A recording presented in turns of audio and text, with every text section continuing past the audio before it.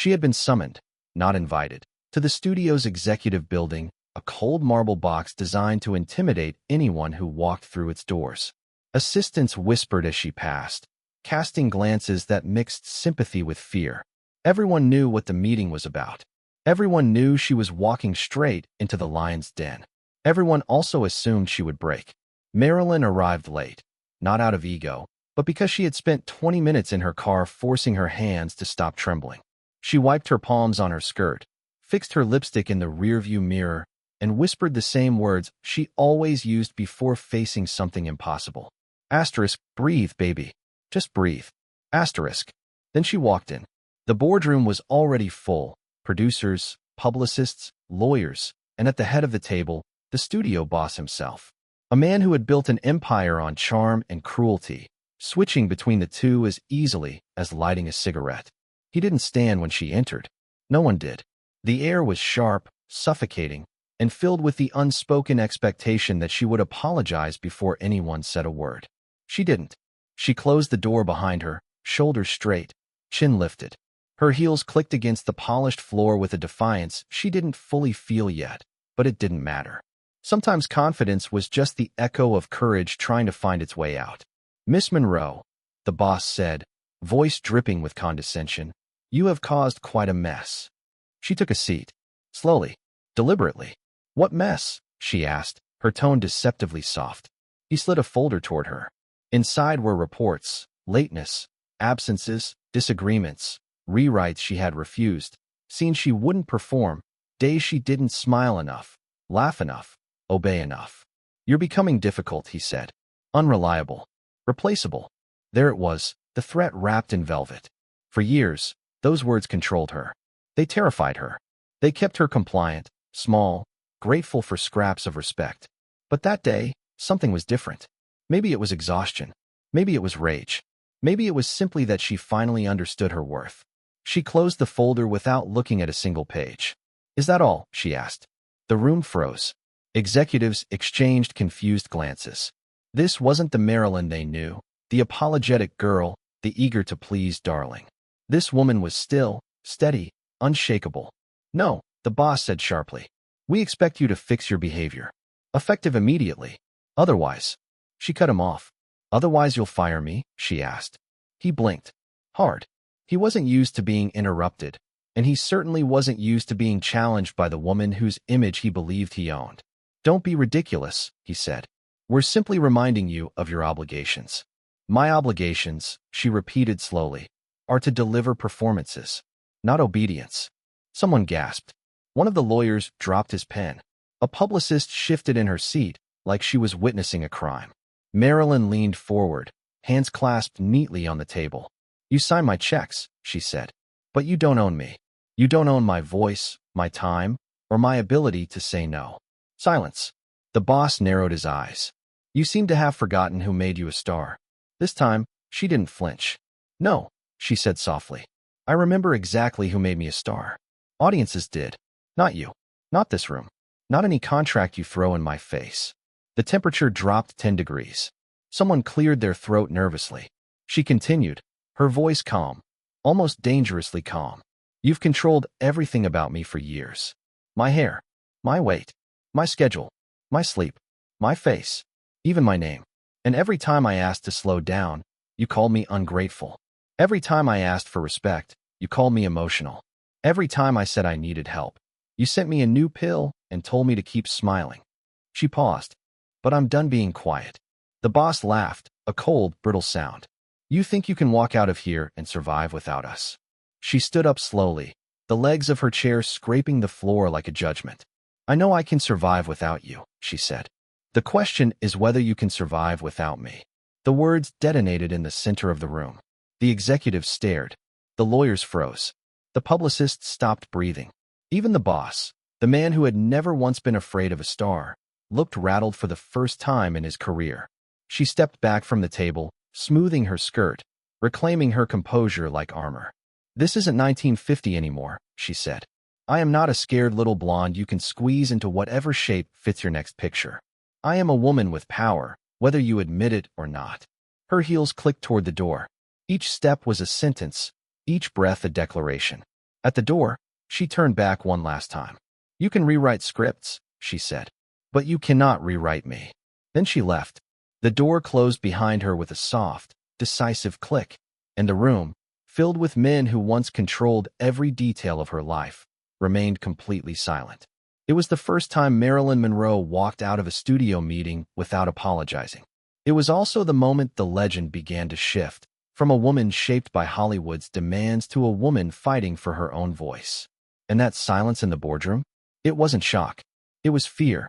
Fear of the day she would realize she was more powerful than all of them combined.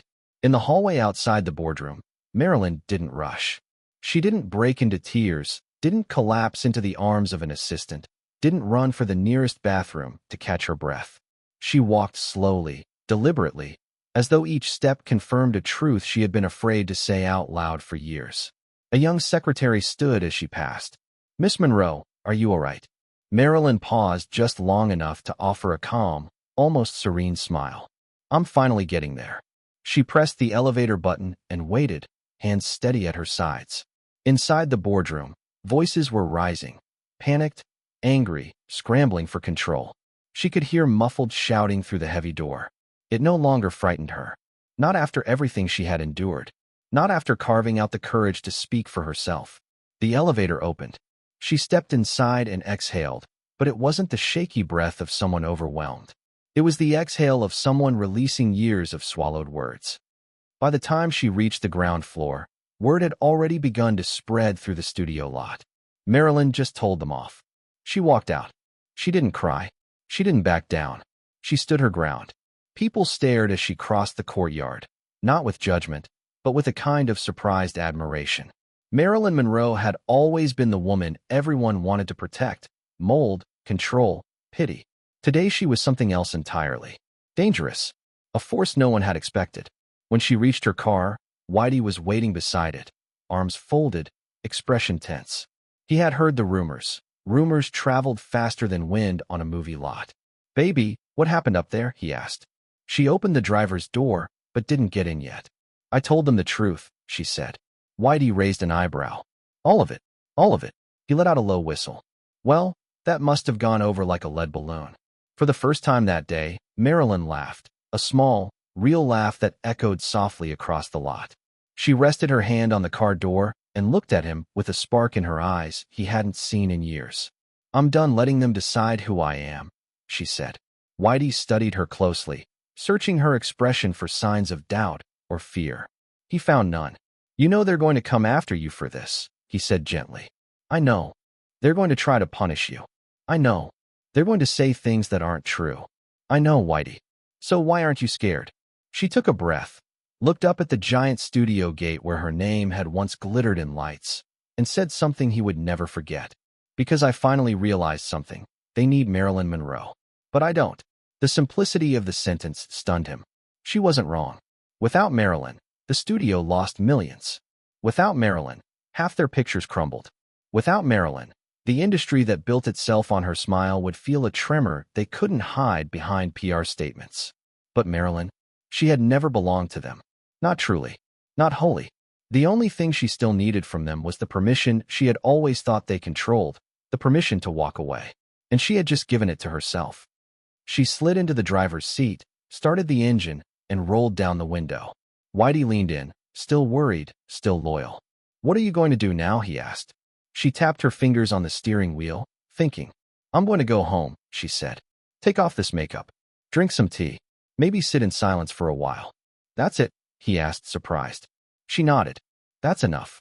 Whitey stepped back as she drove off the lot. No frantic assistants chasing her. No executives calling after her. No reporters swarming. It was strangely peaceful, as though the universe itself had paused to watch her reclaim her own life. And somewhere on the top floor of that building she had just left, the studio boss stood at the window, watching her car disappear through the gates. For the first time, a sliver of unease crept through him. Not because she had defied him, but because he knew, deep down, that the world loved Marilyn Monroe not because of the studio, but in spite of it. And if she decided to walk away, the industry would never recover from the loss. That evening, at home, she washed her face slowly, deliberately. She wiped the red lipstick off her mouth, revealing the softer expression beneath it. She tied her hair back. She removed the earrings chosen not by her, but by a stylist months earlier. Each gesture felt like peeling away a layer of expectation. She changed into a robe, sat on the floor beside her bed, and lit a single candle. The room glowed with warm, gentle light, nothing like the harsh brilliance of the studio. For the first time in years, she didn't feel like she was performing. She wasn't Marilyn Monroe, the icon. She wasn't Marilyn Monroe, the product. She wasn't Marilyn Monroe, the paycheck. She was Norma Jean, a woman who had finally stood up for herself. A woman who had finally spoken without fear. A woman who had finally been heard, even if the men in that room pretended otherwise. She breathed in slowly, and as the flame flickered, she whispered to herself, "They're not going to break me." The room stayed silent, but it was a different kind of silence than the one in the boardroom. Not tense, not shocked, not fearful. It was peaceful, steady, free. A silence not born of intimidation, but of a woman rebuilding her own voice. She didn't sleep that night, not because she was anxious, that familiar, choking kind of anxiety that once kept her pacing the house, but because her mind was finally awake in a different way. Clear, focused, strangely calm. She sat at her small writing desk, feet tucked beneath her robe, a blank sheet of paper in front of her. For years, every page she filled came from a place of desperation, searching, apologizing, justifying, hoping. But tonight, she wrote from a place of truth. Her handwriting was slow, looping, almost hesitant at first. Asterisk, I faced them today. Really faced them. All the men who said I was difficult, emotional, fragile, late, wrong. But I wasn't any of those things. I was honest. Asterisk. She paused, exhaled softly, and continued. Asterisk, they wanted me scared. They wanted me obedient. They wanted me grateful for crumbs of respect. But today, they were the ones who were scared. Asterisk. She stopped writing, surprised at her own boldness. A tiny smile tugged at the corner of her mouth. It felt good. It felt right. It felt like a truth she should have spoken years ago. She continued writing. Not a letter, not a script, not a plea. Just a declaration she owed to herself. Asterisk. Every time I doubted my worth, they benefited. Every time I stayed quiet, they won. But the silence today belonged to me. Asterisk. She set the pencil down and wiped a small tear from her cheek. Not a tear of sadness. A tear of release. It was the first time she had cried without feeling broken. Over the next few days, the studio buzzed with rumors. Executives debated whether to punish her or pretend nothing had happened. Lawyers whispered about contract clauses. Agents panicked about public image. Publicists drafted 3 different versions of statements she never approved. But Marilyn said nothing. She didn't run to the press. She didn't fire her agent. She didn't hide in shame or retaliate in anger. She stayed quiet. Not the silence of defeat, but the silence of a woman who knows her next move is more important than their reaction. Whitey checked on her constantly. "Baby, you okay?" he'd ask. "I'm figuring things out," she'd say. "You scared?" "No." He studied her, surprised. This was a different Marilyn. One who didn't tremble. One who didn't question every breath she took. She seemed lighter somehow, even in her exhaustion. "Something changed in you," he said one afternoon. Marilyn tilted her head. "Maybe something finally changed for me." The studio boss, meanwhile, was growing uneasy. He had underestimated the impact of that meeting. He expected Marilyn to crumble after her outburst, to call back, apologize, beg for forgiveness, promise to improve. But she didn't return a single call. That silence was more threatening than any scandal. It forced him to consider something he had never considered in his entire career. What if he needed her more than she needed him? One morning, he called an emergency meeting with his executive team. "She's stirring things up," one producer said nervously. "She's unpredictable now," another added. "We can't control what she'll do next." The boss tapped his cigarette against the table. "We don't need to control her. We need to contain her." "How?" a lawyer asked. "If we fire her, the press will crucify us. If we keep her, she'll demand changes." The boss leaned back, eyes narrowing. "She won't demand anything if she doesn't feel cornered." He didn't realize Marilyn had already stopped playing the game. A week later, Marilyn returned to the studio, not to beg, not to explain, but because she chose to. She walked through the lot wearing sunglasses, hair tied loosely, no entourage in sight. Just her. People whispered, "She's back. She doesn't look shaken at all. She looks confident." And she did. There was a steadiness in her steps, a patience in her breathing, a quiet determination in her eyes that no studio contract could weaponize. She entered the producer's office unannounced. He blinked in surprise. "Marilyn, we weren't expecting." She held up a hand, silencing him with more authority than any executive title could carry. "I want creative approval," she said. He choked. What? "I want a say in scripts, roles, directors, publicity, casting." Her voice didn't waver. "I am no longer doing pictures that insult me." The man fumbled with his glasses. "That's not how this works." "It is now." She placed a paper on his desk, a list, written in her own hand, of changes she expected if they wanted her to continue. "Either we renegotiate," she said, "or I walk." The producer stared at her. Not the blonde bombshell, not the box office guarantee, not the difficult star. He saw a woman who finally understood her value. A woman who would rather leave Hollywood entirely than let it devour her. That afternoon, word spread across the lot that Marilyn had demanded control over her own career. Some laughed. Some were furious. Some were afraid. But others, especially the young actresses who admired her, felt something different. Hope. Hope that if Marilyn could stand up to the men who ran Hollywood, maybe they could, too. In a town built on illusions, Marilyn had done something unimaginable. She had told the truth. And the truth was stronger than any studio boss, any contract, any whispered threat behind a polished boardroom door. That night, as she walked back to her car, a soft breeze lifted her hair. She paused, closed her eyes, and let the sensation wash over her. The feeling of being unburdened, unowned, unbroken. For the first time in her career, she felt powerful. Not because someone handed her power, but because she took it. And somewhere deep in the studio offices, behind closed doors and expensive cigars, the men who once controlled her whispered the same realization. Marilyn Monroe was no longer their creation. She was becoming something far more dangerous. She was becoming herself.